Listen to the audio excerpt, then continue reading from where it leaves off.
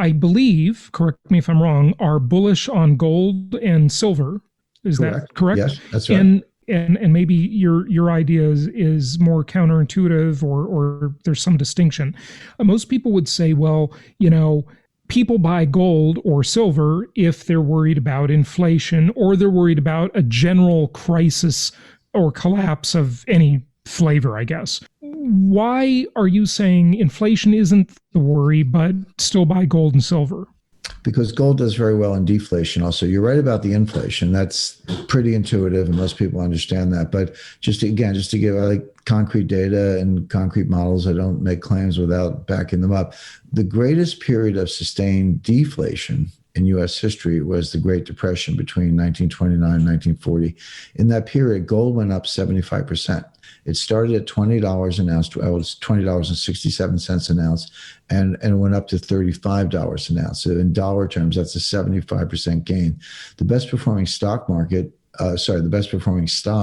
on the New York Stock Exchange during the Great Depression was Homestake Mining, out in South Dakota, which again, because they were producing gold. So gold does very well in deflation. No, so why is that? It seems kind of counterintuitive. The answer is governments cannot afford deflation because you can't tax it.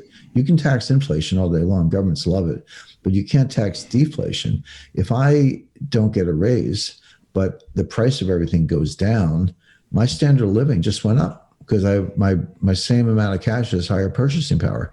So my standard of living goes up in deflation, but the government can't tax it. So they want inflation because they want me to get more nominal dollars so they can tax it. So if governments can't stand deflation, and they can't, and you have deflation, how do you get out of it?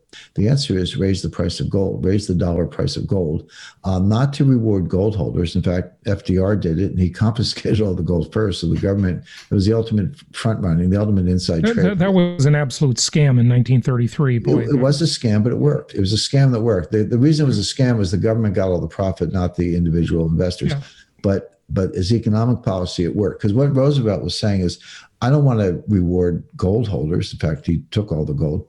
But what I want the price of everything else to go up. In other words, if gold, and I expect gold to go to $15,000 an ounce over the next several years, but let's just take $5,000 an ounce, which would still be a big jump.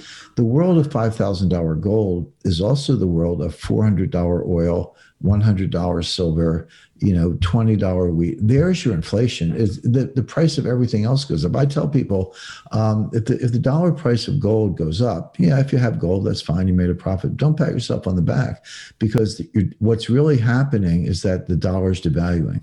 It's not, people say gold's going up. Yeah, okay. Yeah. But that's not really what's going on. I think of gold by weight. And an ounce of gold is still an ounce of gold. If you stick it in a drawer, go away for a year, come back, guess what? It's not 2 ounces. It's still an ounce of gold.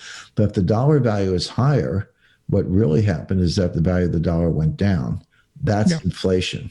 Before we continue, help us by smashing that YouTube like button and subscribe now to this channel. This shows the algorithm that you value the information, and it helps us spread this message. Sharing is caring. Please like and subscribe now. Thank you.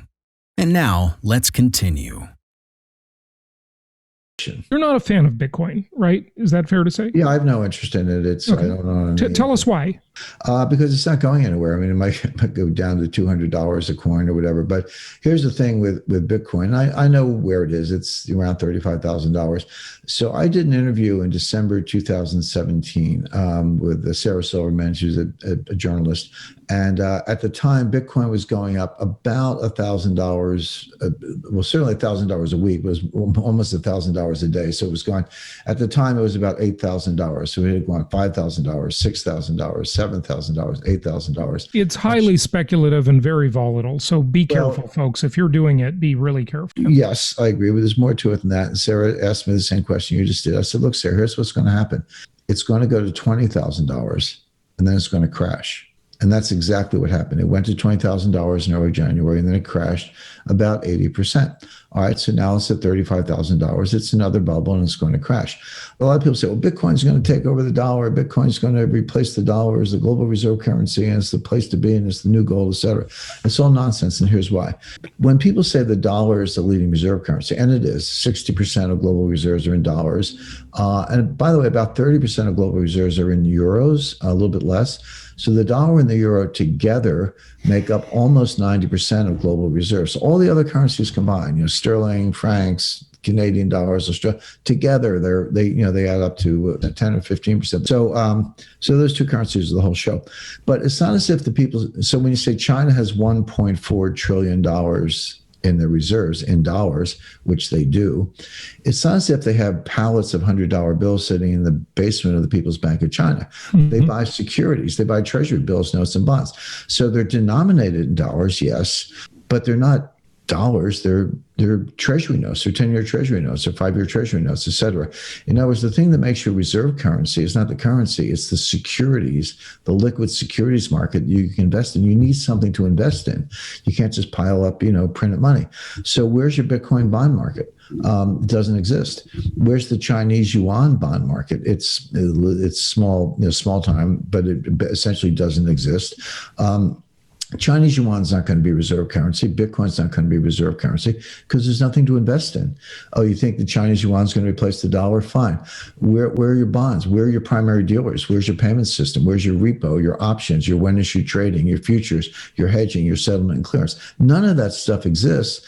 And even if it did, which would take 10 to 20 years to build, which they don't have, there's no rule of law. You wouldn't invest in a Chinese bond if they can wake up and confiscate it just like that. So, sure. So the only bond market. So it's not about the currency. I mean, the currency is it's a numeraire. It's a way to count, but it's not about the currency. It's about the bond market. And yes, the Treasury market is the largest, most liquid bond market in the world. By the way, there is no such thing as a euro bond in terms of, there are dollar-denominated bonds issued in London. They're traditionally called euro bonds. But when I say euro bond, I mean an instrument denominated in euros backed by the full faith and credit of the European monetary system. That instrument does not exist.